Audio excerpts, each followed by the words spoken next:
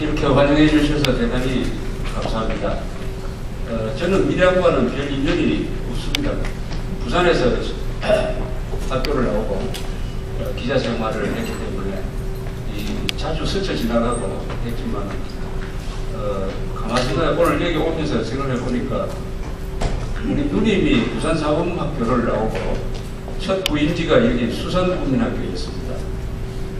그런데 마침 오늘 뵙던 우리 김지회 농협조합장께서 그 학교를 나왔다 그래서 수산이 무슨 뜻이냐고 제가 여쭤봤습니다. 한자로 지킬 수 내산자, 아마 거기 큰 바위가 있었는데 그 바위가 강을 막고 있기 때문에 그 마을을 지킨다. 그래서 수산이라고 한다고 해요. 그 수산이라는 지명을 가진 데가 전국에 8군데라고 이야기를 하셨습니다. 그러다가 또 지명이 여기 나왔습니다. 삼남지는 무슨 뜻이냐? 이것도 우리 조합장님한테 설명을 들었는데 파도랑자, 그러면 파도가 3번 치면은 저 바닷물이 삼남지까지 올라와가지고 말하자면 일종의 바닷가가 된다. 그래서 삼남진이라고 한다고 했습니다. 이 명함을 교환을 해보니까 밀양에서 계신 분들은 거의 다 이름에 한자를 쓰고 있었습니다. 이게 굉장히 반가운 일입니다. 우리나라 지금 언어가 파괴가 되고 있습니다. 한글 전용으로 되고 있습니다. 한글은 언어가 아니고 우리나라 말은 한자는 한자로서, 한자어는 한자로 써야 되고 한글은 한글로 써야 됩니다. 요새 쉬운 쪽으로 가다 보니까 한글로만 쓰다가 좋은 지명, 좋은 이름, 그리고 그 지명과 이름에 들어있는 역사, 유래 이런 걸 다 잊어버리고 그래서 우리 전통 문화라든지 이쪽과 멀어지고 우리 한국어가 하나의 암호가 돼가지고 이 어려운 책은 읽을 수 없게 되고 이렇게 아주 큰 위기를 맞고 있는데 그래도 밀양에 계시는 분들은 이 한자를 지켜가시는 분들이구나 하니까 아주 고마운 마음이 들었습니다. 그리고 제가 시간이 좀 남았기에 영남로에 갔다가 그 박시춘 선생 생가에 들렸습니다.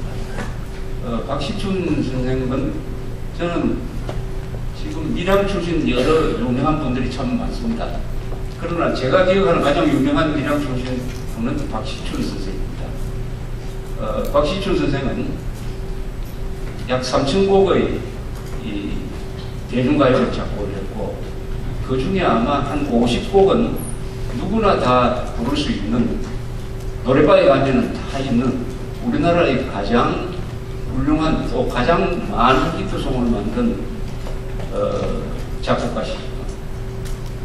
그 영향이 저는 국회의원 국무총리의 유가 아니라고 생각을 합니다. 박시춘 선생이 작곡한 노래를 부르면서 일제시대의 암울한 시대를 지났고 또 6.25 후에 얼마나 고생을 했습니까? 그러나 박시춘 선생이 작곡한 노래를 듣고 위안도 삼고 또 힘도 얻고 이렇게 위대한 분이죠. 그런데 제가 경영하는 조갑대닷컴이라는 그 인터넷 신문이 있죠. 거기에 지난 봄에 김영희라고 MBC 부산 사장을 하신 기자 출신인데 이분이 거기 와서 보고 아주 화가 나서 쓴 글이 우리 사이트에 올랐습니다. 제목이 위대한 작곡가 박시춘을 핍박하는 고향 사람들 이렇게 적혀 있었어요. 그 내용인즉슨 생각을 했는데 여기 일부 단체가 박시춘 선생님이 일제시대 때 친일 노래를 한 4곡 정도 작곡을 했다. 그 시기가 있기 때문에 그 생가를 제대로 개방하지 않고 있다. 이렇게 설명을 하면서 이럴 수가 있느냐 이렇게 개탄을 했는데 마침 오늘 가보니까 그 문제가 다 해결이 되고 아주 말끔한 안내문과 함께 개방이 되어서 한편 다행으로 생각하고 그렇게 바꿔주신 이 밀양 시민 그리고 밀양시청 분들한테 감사한 마음을 느꼈습니다. 제가 거기 갔다 오지 않고 여기 바로 왔으면은 아마 오늘 여기서 밀양 분들한테 좀 비판적인 이야기를 많이 할 뻔했어요. 그래서 다행히 제가 거기 가 보니까 이렇게 잘 되었구나 하는 걸 보고 참 또 의미를 느꼈습니다. 물론 그 노래가 친일 노래가 맞겠죠. 이 친일파 문제는 이 잘못 건드리면은 아주 이 국론을 분열시킵니다. 우리가 36년 동안 일본 지배를 받으면서 아주 치욕 속에서 살았습니다. 그러나 그 당시에도 좋은 일들이 많이 벌어졌습니다. 학교도 만들고 기업도 만들고 또 군인이 되어가지고 전쟁하는 기술도 배우고 많은 인재가 일제시대 때 양성된 것은 또한 우리가 부정할 수 없는 것입니다. 그렇다고 해서 일본 사람들 보고 고맙다고 생각할 필요는 하나도 없어요. 그 사람들은 우리를 지배를 해가지고 자기의 국가 이익을 도모하려고 한 것이지 우리를 잘 되기 위해서 했다고 우리가 인정해 줄 필요는 없습니다.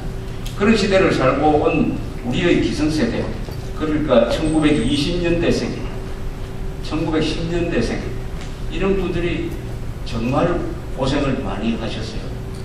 저는 특히 1920년대생이 정말 고생을 많이 했어요. 지금 살아계시면 연세가 다 80을 넘기시고 있는데 삼천곡을 작곡을 하는 과정에서 4곡밖에 친일적인 노래가 없다고 하면 나머지 99%는 좋은 노래라는 것이죠.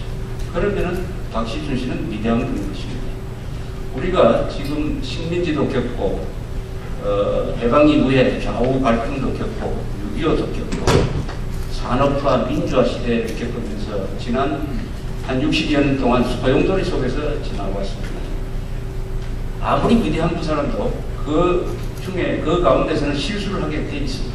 실수를 안 하면 하나님, 특히 중요한 자리에 있는 사람일수록 대통령일수록 대선국회건데 이승만, 박정희 같은 이런 분일수록 잘못하는 게 많아지게 됩니다. 반면에 잘하는 것도 많아지죠.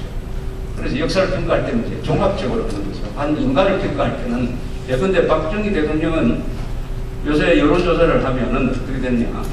세종대왕보다 더 인기가 있는 사람으로 나옵니다. 우리 민족사 인물 중에서 최고 인물이 지금은 박정희가 되어 있습니다. 그러나 또 일각에서는 박시춘 씨를 친일파로 이렇게 모는 세력에서는 박정희도 친일파다 이렇게 이야기합니다. 박정희가 만주공관학교에 다녔고 그 졸업한 뒤에 만주군 일본의 괴뢰국이었죠. 만주군의 장교를 했다. 요 좁은 시기를 가지고 박정희는 친일파였다. 그렇다면은 그 뒤에 박정희 대통령이 우리 민족을 위해서 남긴 이 위대한 업적은 그럼 뭐냐 이게. 그것도 무효가 된 것이냐. 그래서 한 인간을 평가를 할 때는 종합적으로 평가해야지 그 사람의 한 시기를 가지고 그 전체를 부정하는 것은 이것은 사람을 말살하는 것이다. 예컨대 김연아 선수가 가끔 실수를 합니다. 응등방아를 찍어요. 그러면 텔레비전으로 그 응등방아 찍는 장면만 딱 보여주면서 김연아는 삼류 선수다 라고 말하는 거하고 똑같습니다. 그래서 우리가 역사, 인간을 볼 때는 종합적으로 균형 있게 보아야 된다. 친일파 문제도 그런 것이다. 이렇게 말씀드리고 싶었는데 하여튼 박시춘 선생이 이 생각이 앞으로 더욱 커져가지고 저게 관광명소가 돼가지고 밀양에 오는 사람들마다 한 번씩 들리고 거기서 또 박시춘 선생이 작곡한 거기는 모르니까 예수의 소회곡을 비석에 새겨놨습니다만 그뿐입니까? 뭐 이별의 부산된 거죠. 요새 우리 애국단체에서 잘 부르는 저루여 잘 자라 등등 수많은 신라의 달밤이든지 이런 걸 들을 수 있고 해서 또 관광 수익도 올리고 하는 이런 좋은 일들이 많이 벌어졌으면 좋겠다 하는 생각을 말씀드렸습니다.